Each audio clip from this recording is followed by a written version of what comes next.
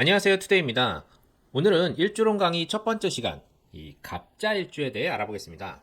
제가 일주론 강의를 하면서 항상 말씀드리겠지만 사주 8글자에서 단지 2글자만 가지고 말씀드리는 것이기 때문에 우리가 이 MBTI를 보듯이 재미로 봐주시면 감사하겠습니다.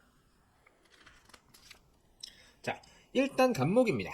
네, 갑목이 가진 특성들이 있죠. 네, 사람들에게 이런저런 제안을 해서 이제 사람들을 모으고 목표를 향해 나아갑니다.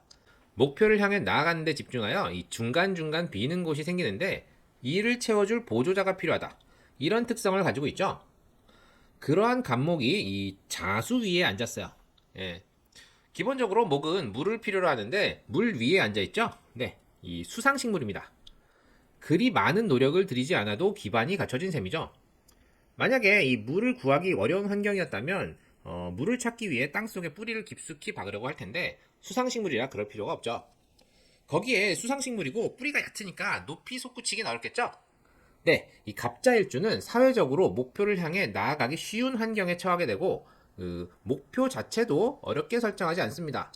쉽게 성취할 수 있는 일들만 다룹니다. 그 기반이 된 게 이 배우자궁이죠. 네, 배우자가 헌신하게 됩니다. 거기에 자수는 갑목에게 이제 인성이죠. 시집살이를 하는 경우도 많아요. 모친과 배우자 모두 갑목에게 헌신하는 경우도 있습니다. 그런데 이 갑목은 이를 고마워할까요?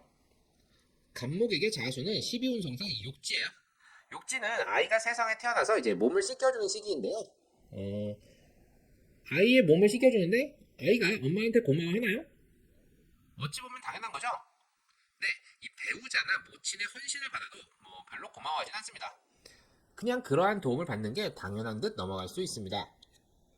그리고 수상식물이라 목표가 높지 않다고 했죠? 쓸데없는 고집을 부리지 않습니다. 생각보다 사고가 꽤 유연합니다.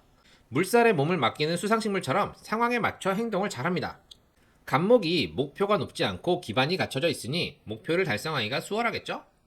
그러면 시간이 좀 남겠네요. 남는 시간에 뭘 하느냐? 네, 씻습니다. 깔끔해요. 본인을 잘 꾸밉니다. 이게 좀 남자와 여자의 차이가 좀 있는데요. 자수는 이 도화의 글자죠. 예. 제가 도화살에 대한 강의 영상에서 도화살은 주목도라고 말씀드렸는데요. 남녀 공이 주목을 많이 받습니다. 잘 꾸미고 다니기 때문인데요. 이 도화살에 대한 고정관념 중에 뭐 새끼가 있고 음란하다 뭐 이런 게 있죠. 갑자일주 여자는 오히려 정숙합니다. 잘 씻고 단정하게 꾸밉니다. 이게 사람들에게 매력으로 어필을 하는데요. 기본적으로 갑목이 자수라는 기반을 갖추고 있으니 본인의 매력으로 사람들을 잘 모을 텐데 굳이 새끼나 음란성을 드러낼 필요가 없어요. 거기에 목표 또한 수월하게 잡으니까 더 그렇습니다. 다만 남자는 이 남자의 특성상 여자가 다가오면 마다하기 어렵겠죠. 사고가 유연한 수상식물이므로 유연하게 행동할 가능성이 높습니다. 마지막으로 이 좌우충, 네, 좌우충을 생각해 볼 수 있는데요. 뭐 월지나 시지에 오화가 있으면 좌우충이 성립하죠. 근데 육충, 그러니까 좌오, 충미, 인신, 묘유, 진술, 사해 이 육충이 이렇게 형성이 되는데요. 음의 본성과 양의 본성이 정면으로 충돌하는 좌우충은 그 흉의가 가장 강력합니다. 월지와 좌우충하는 경우 성장기에 정신적인 충격을 받을 만한 사건이 발생을 해서 그것이 본인의 성향이나 성격에 많은 영향을 미치게 되고요. 정신질환에 시달릴 수도 있습니다. 갑목이 본인의 기반인 자수와 충을 맞는 것이기 때문에 기반이 깨지는 거잖아요. 거기에 이 월지가 오화라면 여름인데 여름에 수화교전이면 좀 피해가 큽니다. 갑목이 여름에 가장 필요한 수기를 잃는 거거든요. 사주 내 다른 글자에 수기가 전혀 없다면 건강상에도 문제가 발생을 합니다.